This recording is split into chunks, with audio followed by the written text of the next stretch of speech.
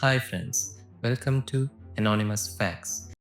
నాగసాధుస్ అంటే మీకు ఐడియా ఉండే ఉంటుంది. నాగసాధువులు శివుని యొక్క భక్తులు. వీళ్ళు హిమాలయాస్లో ఉంటారు. కుంభమేళ అనే ఫెస్టివల్ అప్పుడు మాత్రమే వాళ్ళు హిమాలయాస్ నుంచి కిందకి వస్తారు. వీళ్ళు ఎటువంటి బట్టలు వేసుకోకుండా బాడీ అంతా బూడిద పూసుకొని పెద్ద నామం పెట్టుకొని ఉంటారు. అసలు వీళ్ళు ఎంత పవర్ఫుల్? ఈ క్వశ్చన్కి ఆన్సర్ వచ్చి కేవలం 3000 నాగసాధువులు 30,000 మంది కలిగిన శత్రు సైన్యాన్ని ఓడించారు అని మీకు తెలుసా? ఈ యుద్ధం నాగసాధువులు అలాగే ఆఫ్ఘనిస్తాన్ వాళ్ళ మధ్య జరిగింది. అసలు నాగసాధుస్ ఏం చేసేవాళ్ళు? మిడివల్ ఎరా అంటే మధ్యయుగ కాలంలో నాగసాధువులు ఇస్లాం వారి నుంచి మన కల్చర్, నమ్మకం, హిందూ రిలీజియన్ని కాపాడటమే కాకుండా ముఘల్స్, టర్క్స్, ఆఫ్ఘన్స్ దాడుల నుంచి టెంపుల్స్ని కూడా సంరక్షించేవారు. 8th సెంచరీలో హిందూస్ పైన చాలా దాడులు జరిగేవి. ఇది చూసిన ఆది శంకరాచార్య నాగసాధుస్ అనే క్లాన్ని స్థాపించారు. ఈయన మన వాళ్ళకి మిలిటరీ లాంటి ట్రైనింగ్ ఇవ్వాలి అని ఫిక్స్ అయ్యాడు. సో ట్రైనింగ్ స్టార్ట్ చేశాడు అండ్ మంచిగా ట్రైన్ అయ్యారు కూడా. ఎన్నిస్పై మామూలుగా కాదు, విధ్వంసం సృష్టించారు అని చెప్పచ్చు.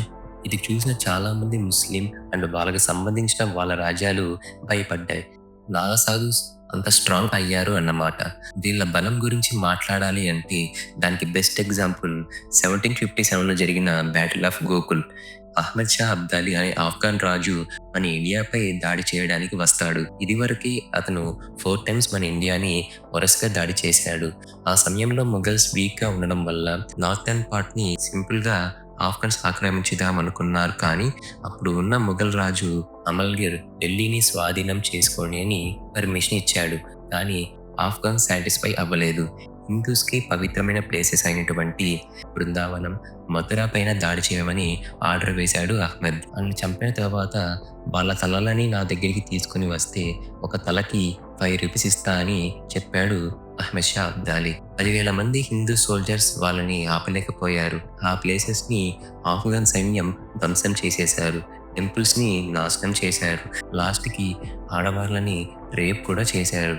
ఇది చూసిన చాలా మంది ఆడవాళ్ళు యమునా నదిలోకి దూకేశారు. ఎందుకంటే ఈ మృగాల చేతికి దొరికి చవడం కంటే ఈ నదిలోకి దూకి చావడం మేలు అని చాలా మంది యమునా నదిలోకి దూకేశారు. బృందావనంని పూర్తిగా నాశనం చేశారు. కొన్ని ఇయర్స్ వరకు కూడా ఆ మట్టి నుంచి బ్యాడ్ స్మెల్ వస్తుంది అని చెప్తూ వచ్చారు. అంటే అక్కడ అన్ని మరణాలు జరిగాయని మనకు అర్థమవుతుంది. సో వీళ్ళ నెక్స్ట్ టార్గెట్ వచ్చి గోకుల్. గోకుల్పై దాడి చేయడానికి సర్దార్ ఖాన్ అనే కమాండర్ని నియమించాడు అహ్మద్ షా అబ్దాలి. గోకుల్కి వచ్చాక 3,000 మంది సాధుస్ని బట్టలు లేకుండా చూసి వీళ్ళు ఏమి పీకలేరు అని వాళ్ళని చూసి నవ్వి, ఈ బట్టలు లేని వాళ్ళు నా ట్రైన్డ్ ఆర్మీతో ఎలా పోరాడగలరు అని తక్కువగా అంచనా వేసి 10,000 మంది ఆఫ్ఘన్ సోల్జర్స్ని తీసుకువచ్చాడు సర్దార్ ఖాన్. గోకుల్ పైకి ఆఫ్ఘన్స్ వస్తున్నారు అని నాగసాధుస్కి తెలిసి హరిద్వార్, ఉజ్జయిన్లో ఉన్న నాగసాధుస్కి కూడా మెసేజ్ పంపారు. కానీ ఆ ప్లేసెస్ దూరంగా ఉండడం వల్ల రాలేకపోయారు. ఇప్పుడు యుద్ధం స్టార్ట్ అయింది.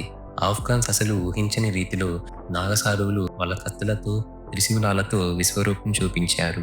వాళ్ళ దాడికి భయపడి సర్దార్ ఖాన్ నాకు ఇంకా 5,000 మంది సోల్జర్స్ కావాలి అని అడిగాడు. కానీ వాళ్ళని కూడా మన నాగసాధువులు వదలలేదు. బ్యాకప్ అయితే అహ్మద్ షా అబ్దాలి పంపించాడు. కానీ వాళ్ళని కూడా చిత్తుగా చంపి పడేశారు నాగసాధువులు.